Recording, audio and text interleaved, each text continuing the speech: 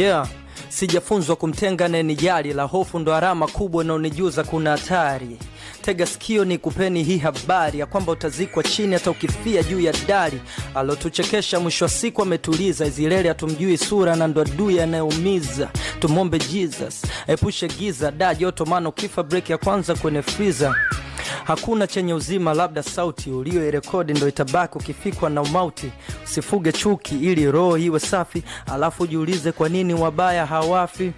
Hakuna bari mbaya kama msiba, japo kifo huwa tayari kwa maradhi sona tiba. Tunaroza puto kwenye kifua cha miba, binadamu yote kifa pengo uwezi ziba.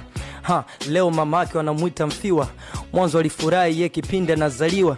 Akapewa jina la ushujaa, akasifiwa, leo amezima kamshumaa na ni ngumu kusauliwa. Tuwaombee walokwenda, awalinde Mwokozi. Duniani siku zinakwenda na magonjwa yana dozi, dunia nzima inalia na natufute chozi.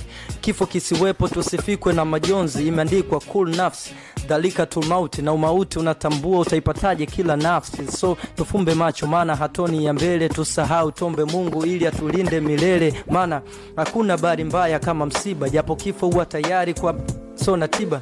Tunaroza puto kwenye kifua cha miba, binadamu yote kifa pengo uwezi ziba.